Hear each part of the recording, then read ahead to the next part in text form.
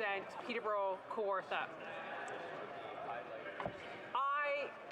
I want to start by saying art is subjective. Art is in the eye of the beholder. What may be amazing to me, what may be amazing to you, is completely subjective. How in the world could we ever allow bureaucracy to dictate what is art? That is a question I would ask as we look into Bill C-11. Check out in the outside corridor to make sure that the sound subsides so that it doesn't come in and drown out the honourable member from Peterborough Kawartha. I'll let her continue. Please continue, ma'am. Thank you, Mr. Speaker. There is nothing more inclusive than the internet. It doesn't matter where you live. It doesn't matter what you look like. There is a place for you online, for now. But Bill C-11 jeopardizes this freedom. It jeopardizes this free market. I can remember going with online content creators and walking into a room and mom bloggers who had created a community that literally saved lives, women who were suffering from postpartum, who were suicidal, struggling with their mental health. And these women were extreme introverts, meaning that they otherwise wouldn't have been able to create this medium without being able to go flip open their computer and write something online that connected them to hundreds, thousands, and millions of people, built a community, and allowed their voice to be heard. Competition, in fact, if you go on to the government website, Canadian government website, and I quote this, "Competition pushes individuals, firms, and markets to make the best use of their resources and to think outside the box to develop new ways of doing business and winning customers. This not only drives productivity up, it also improves our own standard of living." Mr. Speaker, Bill C-11 is going after a competitive market that needs zero government interference. Online content creators are making their own destiny. They're building communities. They're raising money for not-for-profits, for charities. They're connecting people all over this world. And it is a major concern when the government wants to interfere and dictate and control what they think people at home should be watching. Artistry and creation isn't a choice. If you ask any artist this, they will tell you they didn't choose it, it chose them. They have to create. It is what fuels them. It is simply who they are. What someone values as art or great content is completely independent of the consumer.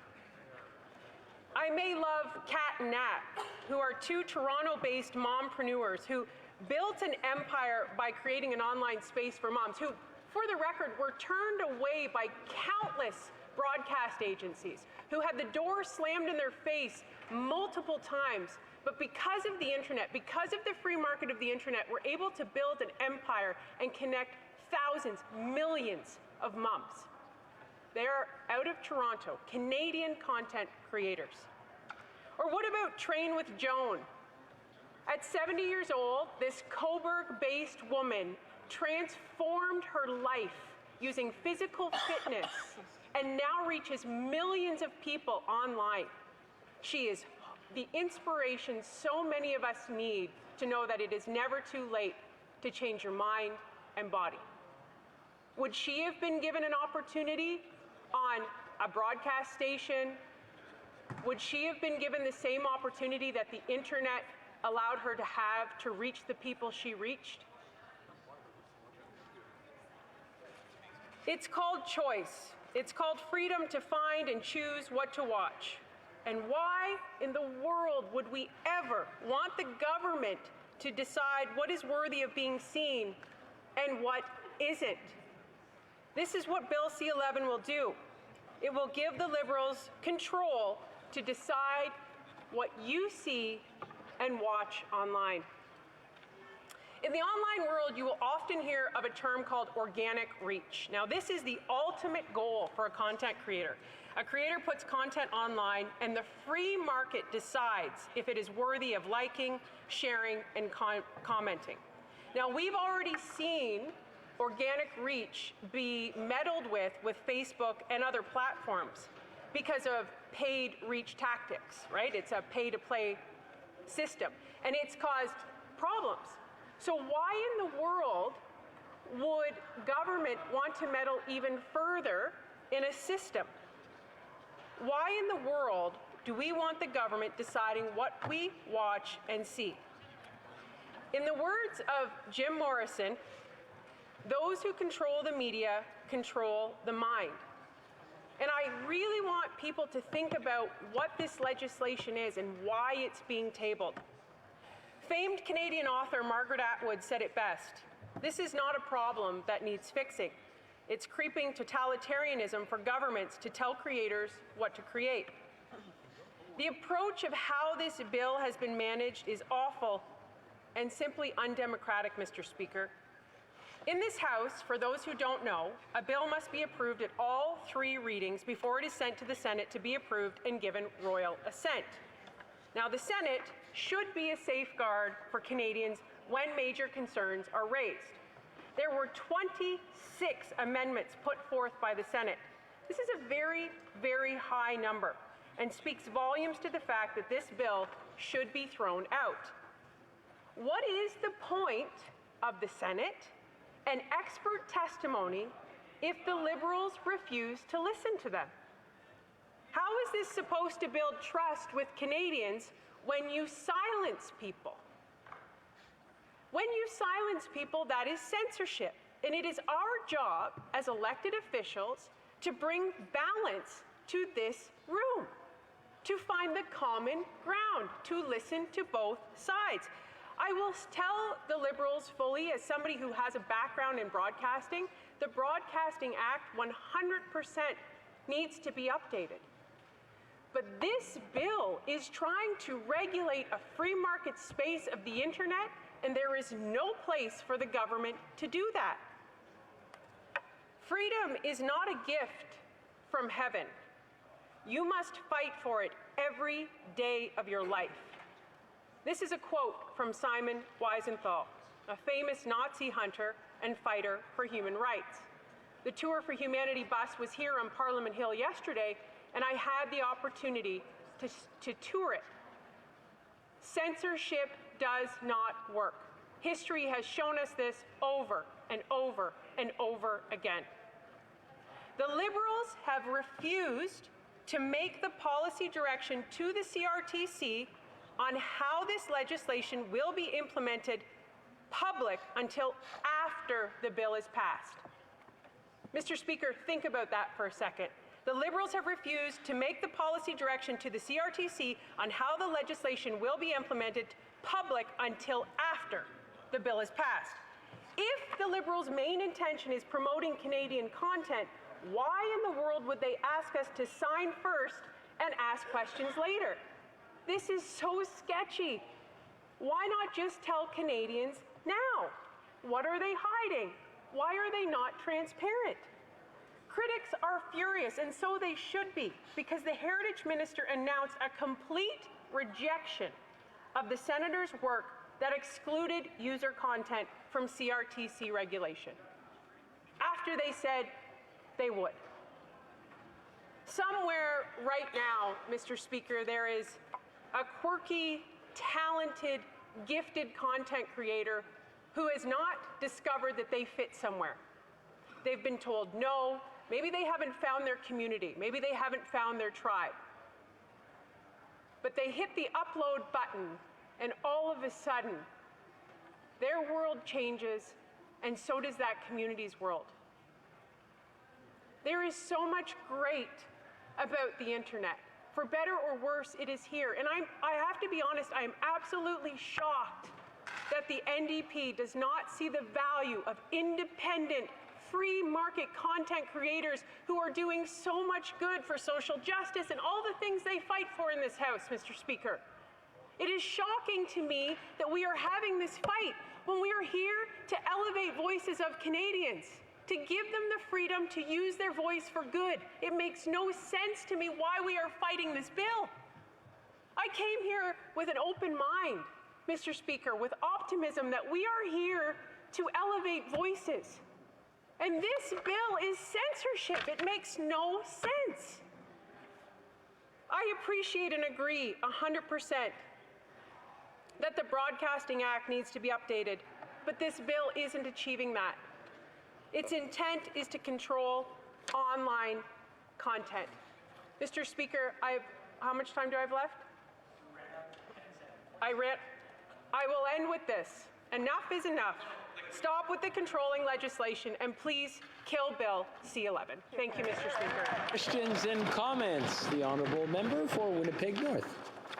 Wow, Mr. Speaker, this is the Conservative members of Parliament that are spreading misinformation to Canadians.